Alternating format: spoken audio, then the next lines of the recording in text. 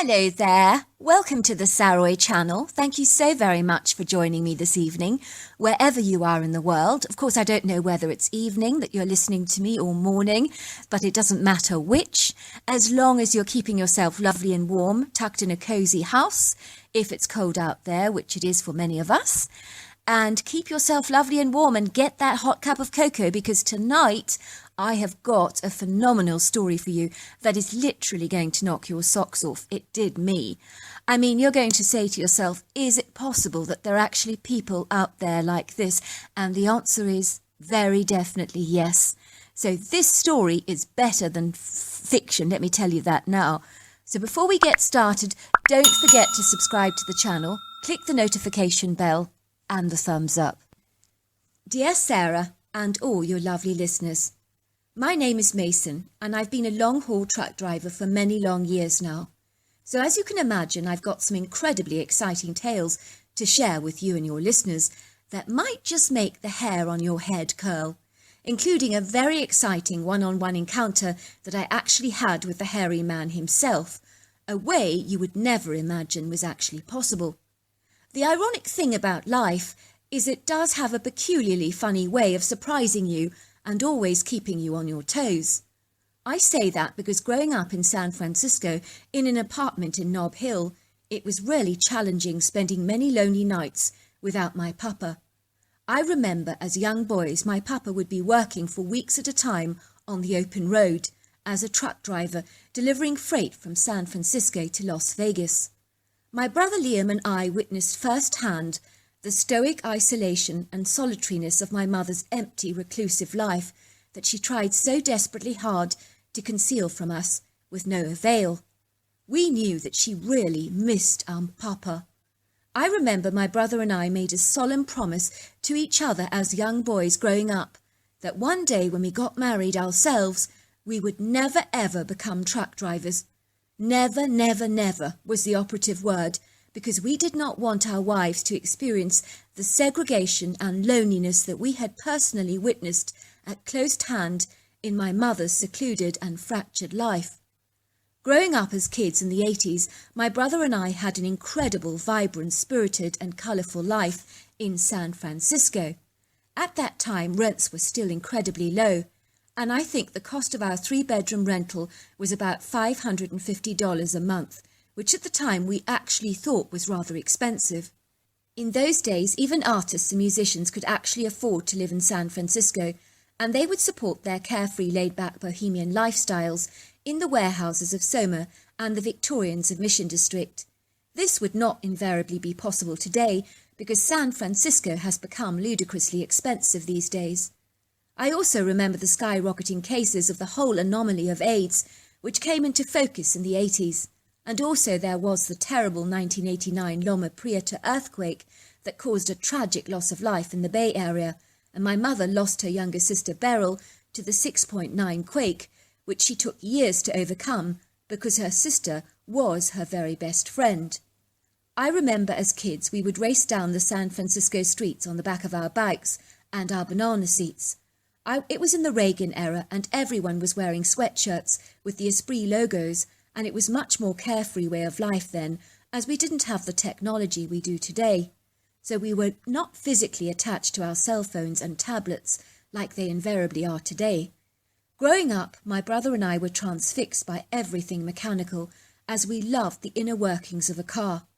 I truly thought we'd end up becoming car mechanics, but it seems I was incredibly wrong. The universe clearly had other ideas in mind for us. When I was about 15 years old, my papa took me on a long-haul truck trip just for the fun of it, and I was totally blown away by my papa's job, and I tried to overcome this rising, bubbling passion and enthusiasm within me, but it could not be suppressed. And when my papa gave me a go at the wheel, well, I was now well and truly hooked and definitely smitten with the idea of becoming a trucker. Worse still, the following week, Liam joined my father on an open road trip on his truck, and he was also completely bedazzled by the truck driving phenomenon, and we were seemingly enticed by its attractive allure, and nothing could stop us. I began to realise truck driving was in my genetic makeup, because I just loved every aspect of driving a truck. My father inevitably did his best to try and discourage us from following in his footsteps, and warned us fervently about the damaging effects being a truck driver could impose on our marriages. But it would seem that my brother and I could not be discouraged. We couldn't be dissuaded or even disheartened by my father's persuasive warnings. Of course, he was absolutely right, because many years later, after Liam and I began trucking, my father's ominous predictions about our marriages sadly came to pass. We can both testify to the ugly demises of 2 of our marriages, as we now have 2 divorces each behind our belts, which is a pretty hectic and heavy price to pay. I also have 2 boys from my second marriage that are both now in their late teens, that are showing a very keen interest in following in my footsteps, and try as I might, I am having huge difficulty in thwarting their eager enthusiasm and intrigue about trucks, much to my ex-wife's absolute infuriation. She keeps telling me to tell them that trucking is absolutely awful and that I hate every aspect of it, but that's going way too far, because I'm not going to lie to my kids. How can I pretend to despise something that I clearly love and adore? That would be blatantly dishonest and deceptive. My attitude is that I cannot stop my kids from following their passions in life, as that would be grossly unfair. A lot of people ask me what it is about trucking that I love so very much, and I think I enjoy the quality of personal time I have on the open road, and I do spend a great deal of time driving through some of America's most exquisite scenery while listening to my nostalgic, upbeat 80s music that I have never wearied of. The more modern stuff, especially that hideous rap, is something I just do not appreciate and have a very hard time understanding why anybody enjoys that kind of stuff. It invariably can get lonely on the open road, driving over long distances, so if driving a truck is not in your blood, it's unlikely to work for you. I've seen many truck drivers throw in the trowel in defeated despair because they could not hack the long solitary hours of driving on your own. In some cases, people share the drive load with a partner, and that seems to work out better for some who cannot bear the solitude and isolation that truck driving invariably brings. Anyway, on with my stories. On one occasion I was driving my truck in the early evening, and it was literally bucketing down with rain, and it was coming down in cats and dogs, making the road precariously difficult to navigate, and seeing through my windscreen was becoming onerously difficult. I could hear the ominous roll of thunder in the distance, and I knew that this was going to be one heck of a storm. I had a small quota of time to meet my delivery windows in, so I was ultimately going to do my level best to drive through this inauspicious-looking storm, as awful as that was. I knew driving like this was rather reckless, treacherous and dangerous, but quite frankly I didn't have much of a choice. It was getting dim, and I could see the bright yellow, jagged electric light of the lightning piercing through the sky, and the atmospheric electricity on this evening seemed heightened in its intensity. I was driving extra slowly on this occasion through a very built-up small town full of ice cream parlours, boutiques, delis, shops, diners, coffee shops and restaurants. Most of these were closed, obviously, apart from the restaurants, of course. I noticed 2 people actually huddled under a large oak tree trying to block out the rain and waiting to cross the road as the traffic light was still red. I stopped my truck immediately and signalled for the 2 people to cross by flashing my lights. I wanted these 2 poor drenched people to cross the other side of the road, where they would invariably reach shelter under the cover of the shopping arcade. They were completely soaked to the skin, with no raincoat or umbrella between the 2 of them. In that precise moment, the huge oak tree they were sheltering under was suddenly struck by lightning. The explosive sound was so deafening and way too close for comfort. I have never seen something so alarming and so apocalyptic in all my life before. I observed this lightning literally blow these 2 people off their feet and thrust them into the air like rag dolls, and it almost looked like they were exploding like fireworks.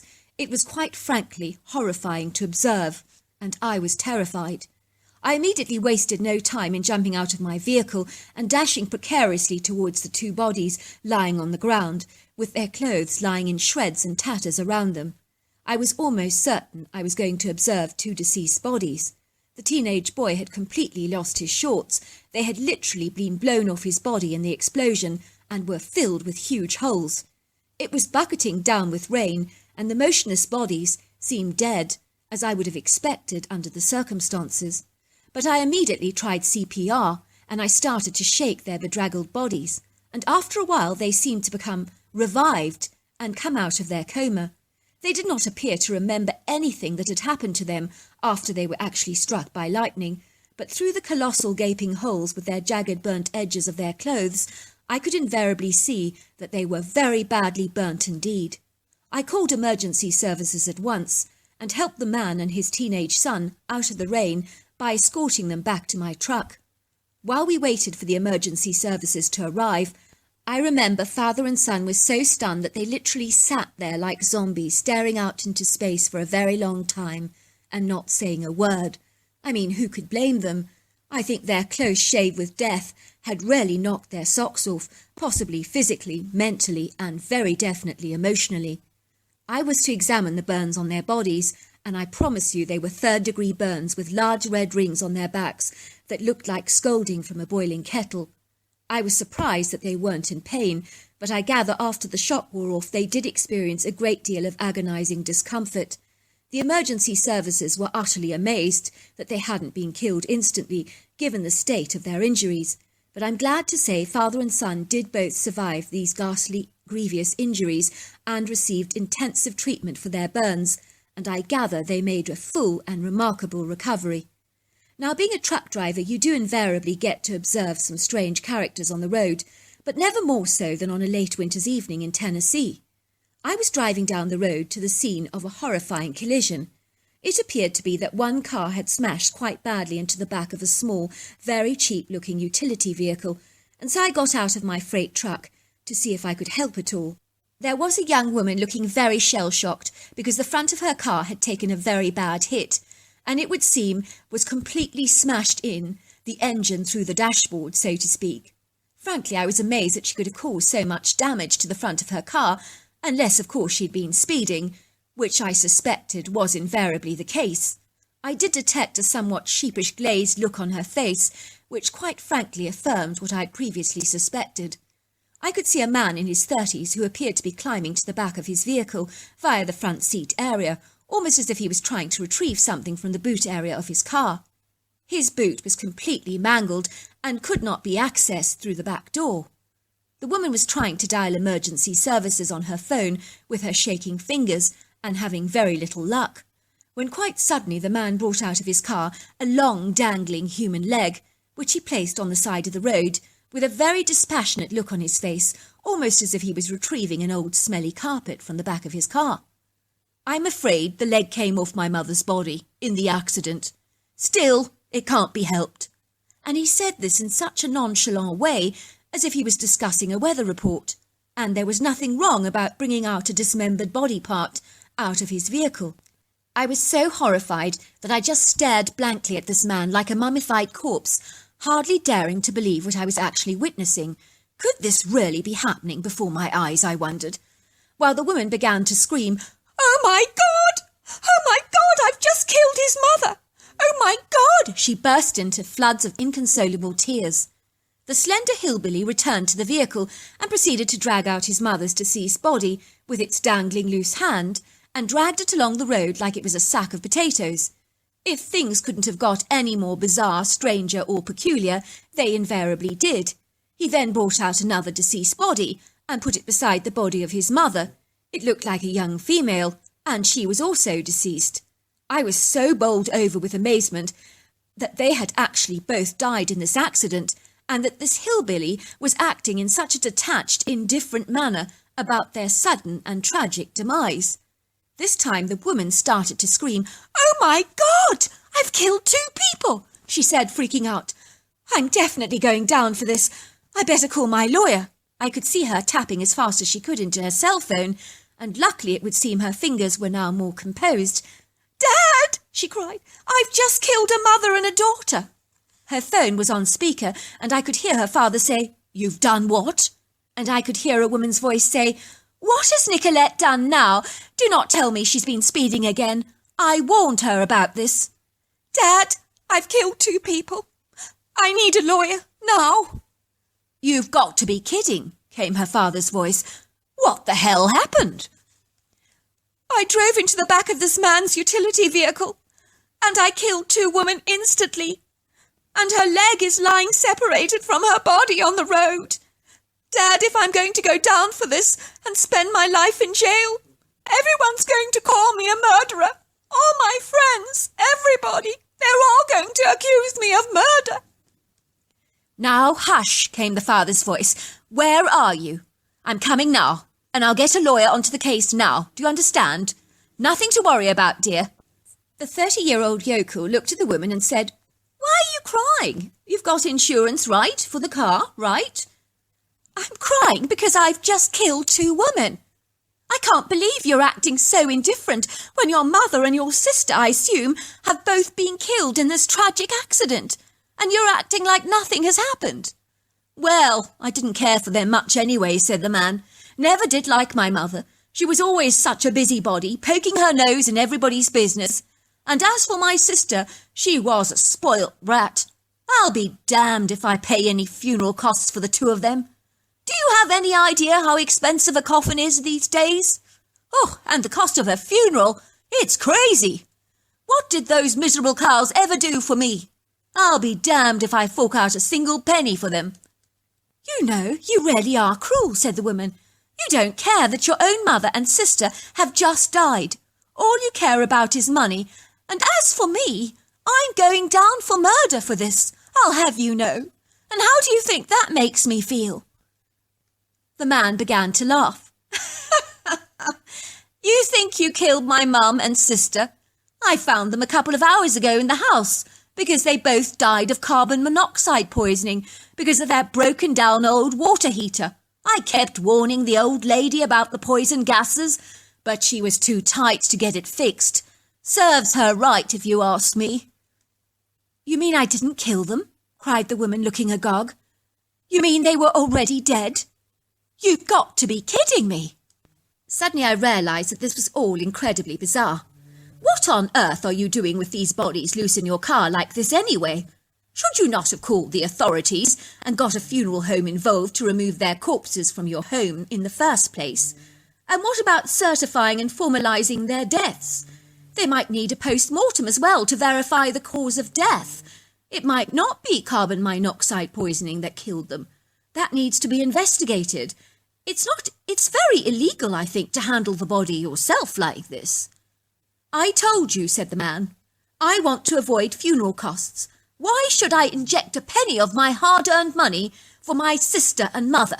Are you kidding me? I'm not going to do that. And I tell you, I can't stand paperwork of any kind. I need to dump them off at the body farm because they accept donations. That's why I came out at night. Do you think you could take me in your truck to dump them off? I don't want anyone to see me. My car's a complete write-off. It'll take me just a second to load them in your truck, and I'll be quick, I promise. They should not be any trouble at all. I mean, they are dead. Most certainly not, I snapped. I want nothing to do with this mess you've got yourself into. You'll have to tell the authorities yourself what you've actually done. This is not my problem, and I refuse to get involved. I haven't done anything wrong, snapped the man. I'm just trying to save a bit of money. What's wrong with that? What's a body farm? Asked the young woman, who'd become more composed and appeared to be somewhat intrigued. I've never heard of such a place. The man pulled out a piece of paper from his pockets. It's at the University of Tennessee Anthropological Research Facility, a few miles from downtown Alco Highway. It's for the study of body decomposition in various settings, and they do accept body donations. You cannot donate your family's body to the body farm, I told the man. I imagine there needs to be a specific clause in their will that stipulates they want their body to be donated to the body farm for research purposes. You can't just dump them off willy-nilly like that. Are you kidding? I thought if I threw them over the fence, that would all be fine, said the man. I'm sure they're grateful for all the donations they can get. And what about anonymous donations? Aren't they an added perk? Even the young woman began to look at the man in absolute horror. Are you for real? She gasped. I can't believe you actually just said that. Do you know nothing about the law in North America? You can't randomly throw dead bodies over fences just because you want to save a bob or two. Suddenly we saw a man and a woman rushing towards the young woman with frantic looks on their faces. "Oh, sweetheart," said the father, "I've got the lawyer on the phone. He's going to sort this wretched grim business out for you, I promise. Now remember, you were not driving fast, and it was an accident. Can you remember that? You weren't driving fast, and it was an accident." The girl smiled jubilantly at her father and gave him the hugest hug. "Dad, I didn't kill them," she said happily. "Isn't it amazing? I didn't kill them. They were already dead, in the car.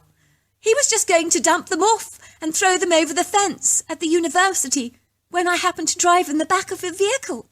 Isn't that fantastic, Dad?"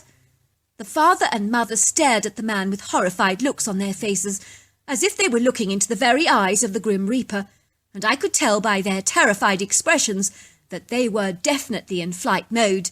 Before I knew it, they were escorting their daughter back to their cars and running as fast as they possibly could, with a young girl protesting indignantly. "But, Mum, I need to wait for the police. What's all the rush? I have to file a report." I realised with all these shenanigans going on that none of us had actually got round to calling emergency services, and so I quickly dialed 911, and within minutes we were surrounded by ambulance sirens and flashing police cars, and the hillbilly was being bustled away in the back of a police car in handcuffs, protesting his innocence. "I didn't kill them," he kept saying over and over again. "I was just dumping them off at the body farm. What's wrong with saving a bit of money? Doesn't anybody understand that?" I was to find out later that that hillbilly was in fact telling the whole truth, and his mother and sister were actually killed by carbon monoxide poisoning due to a water heater, and he was trying to dispose of the bodies in order to save on funeral costs. It really is a funny old world out there, and some of the stuff is so ludicrous you literally cannot make the stuff up. It's off the charts, totally crazy, which makes the world of fiction almost seem dull by contrast. Another time I was out on the roads. It was late evening during the week, and as I was driving I became desperate to relieve myself, and as it was a rather remote area, I was luckily able to pull my truck to the side of the road and finally park. I know of truck drivers who wear adult nappies because they don't want to take the time to stop, and there are invariably people who will pee in their bottles, but I prefer to do it the most civilised old-fashioned way possible by going behind a tree. Armed with a headlamp, I climbed over the guardrail, scurried down the grassy embankment, and wasted no time to find a large oak tree to relieve myself behind. And as I began to pee, I realised I was relieving myself on a pile of matted hair and green moss. I wondered to myself what on earth it was. It looked like a piece of discarded old carpet. Just as I was wondering what the strange hair-like thing was, it suddenly began to move. I saw two horrified yellow eyes suddenly opening through this bundle of grey thick carpet. It appeared that I was peeing on top of a living creature. I could hardly believe it. The critter must have been sleeping under the large tree and was awoken to me spraying it with urine, and it was not too pleased by the experience. I'll never forget the expression on the creature's face because it looked so startled, surprised, bemused and very shocked. The creature rose from the ground and locked eyes with me for a very long moment. I realised almost at once that she was female because she had furry breasts. I knew at once it was a Bigfoot because I've heard other truckers talk about the critter before, but never in all my born days did I ever think that I would have an encounter like this, and certainly not in these circumstances. I mean, I never imagined that I'd ever go peeing on a Bigfoot. I think the thing that horrified me the most about the encounter was just how colossal and huge this creature was. You hear about it from people who claim to have seen Bigfoot. Oh, he was so huge. But when you actually see him in real life, it's a huge shock. I'd say she was 700 pounds, 8 feet tall and 3 feet wide, with a very distinctive bullet-shaped head, massive shoulders, and arms that were so long that she could have quite literally touched her ankles without bending over. The creature was covered in this long matted shaggy hair that really looked like a huge shaggy carpet, that could have done with a very good brush. I noticed Spanish moss was also growing in her hair, which was exceedingly odd, I thought. The creature had a very gentle-looking angular face and a flat nose and a slender mouth, and very deep-set, kindly golden eyes. I looked at the critter sheepishly because I did feel very embarrassed, especially when I was looking at the wet spot, that I'd actually created on a small part of her torso, which she wiped down and actually smelt with her hands. That also was humiliating, because I'm quite sure it didn't smell great. I could tell she wasn't at all impressed, but she was much more upset to have actually been discovered and located by me than the actual act of peeing on her. I think these Bigfoots are very evasive and elusive, and they don't like to be discovered by humans. If they're going to do any encountering, I'm sure it's really on their terms and not on ours. The creature got up and glided away into the woods with 5-foot strides, swinging her long arms backwards and forwards with such synchronicity. She was so agile, majestic and lofty, and she was beautiful to watch. I don't think I've ever seen anything move so fast and with so much grace. I also never sensed any animosity from her whatsoever, and I should have been terribly afraid, but I guess my shock was literally hijacked my fear. Even so, if you look at how imposing and majestic and powerful and strong she was, I should have been terrified. But I think it was her gentle demeanour that literally calmed me down.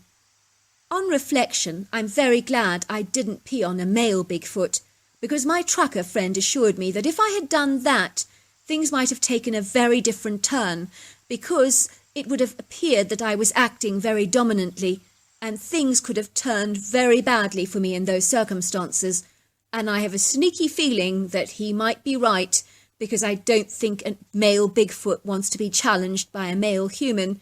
Did I not tell you that the life of a trucker is a very interesting life indeed? Now you know why I like my job. So that's my story. Well, I just want to say thank you so very much for that story. So until and before I actually end off, I want to say talk about peeing on a Bigfoot. Can you imagine that? That must be something. Until next time, goodbye and good night.